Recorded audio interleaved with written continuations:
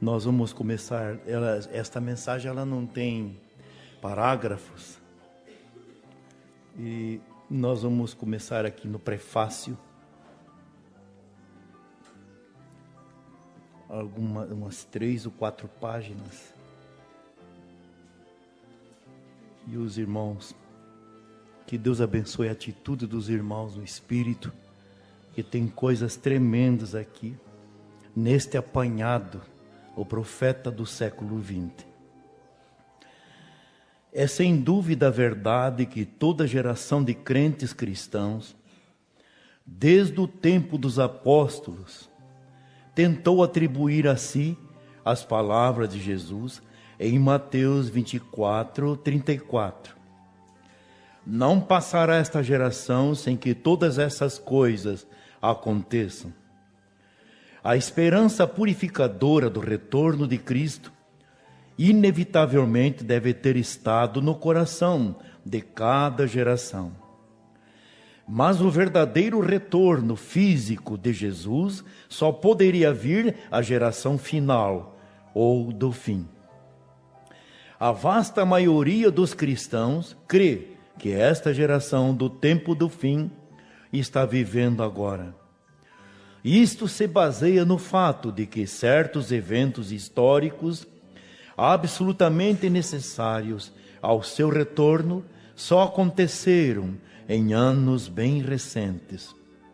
De fato, não há nenhum evento profético importante que não esteja agora em desenvolvimento, ou que ainda tenha de vir para anunciar o seu retorno. Só nos resta um silêncio ofegante de espera, como aconteceu nos dias de Noé, quando ele entrou na arca e o dilúvio demorou ainda 7 dias. Nenhum evento importante no plano de Deus esteve sem uma testemunha a esse evento iminente. Nos dias do dilúvio, a arca foi um testemunho ao olho, enquanto o profeta Noé pregava a palavra. No tempo do Êxodo, Deus enviou Moisés com sinais e prodígios e a palavra. Nos dias da primeira vinda de Jesus, apareceu um poderoso profeta com a palavra. Foi-nos prometido que nestes últimos dias receberíamos um precursor ao evento da segunda vinda de Cristo. Por isso este livrete agora é escrito para familiarizá-lo com esses eventos e também para familiarizá-lo com o profeta mensageiro, que é o precursor do retorno literal do Senhor, quando ele vier para levar seu povo para si. Visto que nunca houve um tempo na história bíblica em que o povo estivesse pronto e disposto a escutar o testemunho de Deus relativo a eventos vindouros de grande magnitude, crê-se que poucos estarão até mesmo um pouco cientes do testemunho que Deus já nos deu e estabeleceu como prova da sua vinda. Mas espera-se que cada leitor deste artigo pense um pouco no conteúdo e peça a Deus direção neste tempo crítico. O mensageiro era da igreja de Laodiceia, capítulo 1, localizando as eras da igreja historicamente. A Bíblia muito claramente declara que Deus designou um tempo limitado em que ele trata fielmente para a salvação com os gentios. Nele, ele chama a sair um povo para o seu nome. Para fazê-lo, ele se volta de Israel como uma nação e chama ao arrependimento individualmente o previsto de cada parentela, tribo e nação. Estas afirmações estão corretas em cada detalhe. Atos 11, 18. Na verdade, até aos gentios deu Deus o arrependimento para a vida. Atos 13, 46. Era mister que a vós se vos pregasse primeiro a palavra de Deus. Mas visto que a rejeitais, abre parênteses, os judeus, fecha parênteses, e vós não julgais dignos da vida eterna, eis que nós voltamos para os gentios. Atos 15, 13, 18. Varões irmãos, ouvi-me. Simão relatou como primeiramente Deus visitou os gentios para tomar deles um povo para o seu nome. E com isto concordam as palavras dos profetas, como está escrito: depois disto, voltarei e reedificarei o tabernáculo de Davi, que está caído. Levantá-lo-ei das suas ruínas e tornarei a edificá-lo, para que o resto dos homens busque ao Senhor, e também todos os gentios sobre os quais o meu nome é invocado, diz o Senhor, que faz todas estas coisas, que são conhecidas desde toda a eternidade. Este período em que Deus está chamando a sair um povo dentre os gentios é conhecido como a plenitude dos gentios. Romanos 11, 25. Porque não quero, irmãos, que ignoreis este segredo, para que não presumais de vós mesmos, que o endurecimento veio em parte sobre Israel, até que a plenitude dos gentios haja entrado.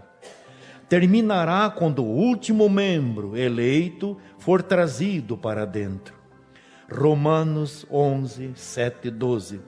Pois que o que Israel buscava não o alcançou, mas os eleitos o alcançaram, e os outros foram endurecidos, como está escrito: Deus lhes deu espírito de profundo sono, olhos para não verem, e ouvidos para não ouvirem, até o dia de hoje. E Davi diz: torne-se-lhes a sua mesa em laço, e em armadilha, e em tropeço, por sua retribuição. Escureçam-se-lhes os olhos para não verem, e encurvem-se-lhes continuamente as costas. Digo, pois, porventura tropeçaram para que caíssem? De modo nenhum. Mas pela sua queda veio a salvação aos gentios, para os incitar, os judeus, à emulação. E se a sua queda é a riqueza do mundo, e a sua diminuição, a riqueza dos gentios, quanto mais a sua plenitude. A plenitude dos gentios, ela é ela mesma a parte maior do outro período bem conhecido de tempo, que está terminando agora e que é chamado de tempos dos gentios. Lucas 21, 24.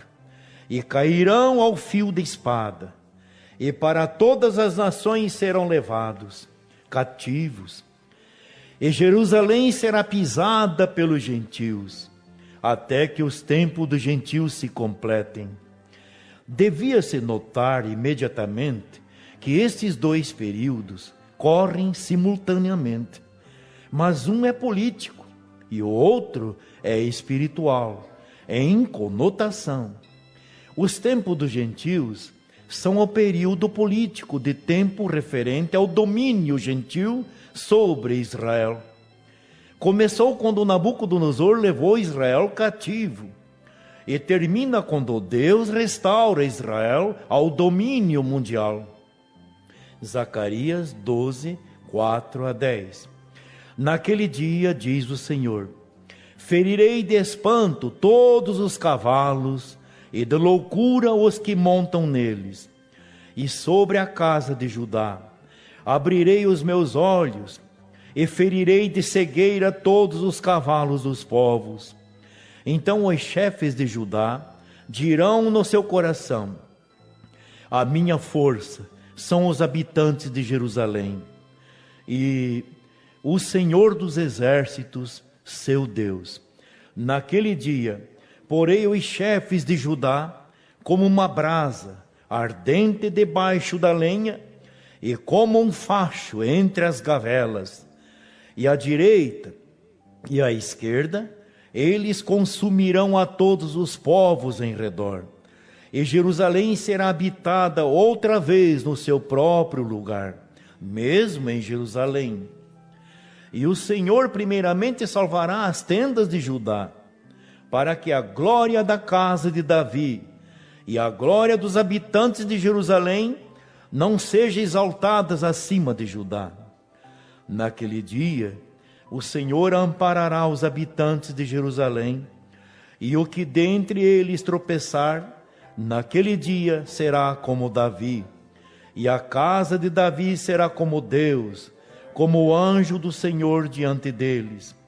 E acontecerá naquele dia que procurarei destruir todas as nações que vierem contra Jerusalém.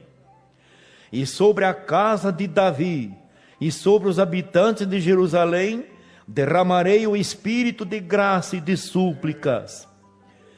E olharão para mim a quem transpassaram, e o prantearão como quem pranteia por um unigênito, e chorarão amargamente por ele, como se chora amargamente pelo primogênito. Esta restauração introduz o milênio.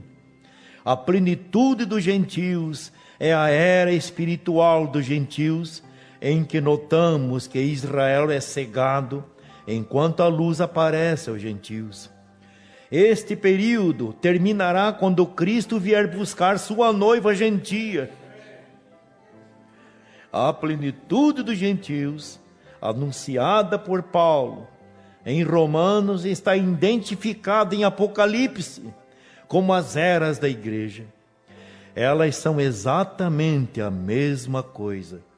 A prova disto encontra-se em Apocalipse, capítulo 2 e 3. Nesse lugar, o Espírito está falando aos mensageiros das 7 eras, das 7 igrejas na Ásia Menor. Ele começa com o mensageiro à igreja de Éfeso e termina com o mensageiro à igreja de Laodiceia. Todas estas são igrejas gentias. Em tempo algum o Espírito fala à igreja que está em Jerusalém, que é a igreja judia. Se ele estivesse endereçando tanto às igrejas gentias como às israelitas, ele teria inevitavelmente de falar à igreja em Jerusalém. Mas não é assim. O grupo original da igreja é deixado de fora. E isto é exatamente como devia ser. Deus deixou de tratar com os judeus. Uns poucos judeus, através da eleição, entrarão, mas não muitos. Estes pertencerão à era gentia. Veja a perfeição desta premissa no tipo de José, encontrando-se com os seus irmãos no Egito. José, tipo perfeito de Cristo, foi traído por seus irmãos. Agora, no Egito, eles se encontram perante ele. Eles estão muito amedrontados, mas em amor ele os saúda. Entretanto, a noiva gentia de José não está ali quando os irmãos se encontram com José. Ela está oculta no palácio. Assim é quando Cristo vem perante seus irmãos. Eles veem suas feridas e estão cheios de temor. Ele os trata em amor, mas a noiva gentia não está com ele. Ela está no palácio, porque o dia em que Deus trata com os gentios terminou. Agora não é uma tarefa fácil ou trivial localizar com exatidão as 7 eras da igreja quanto às suas datas, duração, mensageiros e outras características pertinentes. Quem arbitrariamente iria se declarar autoridade para fazer isso? Certo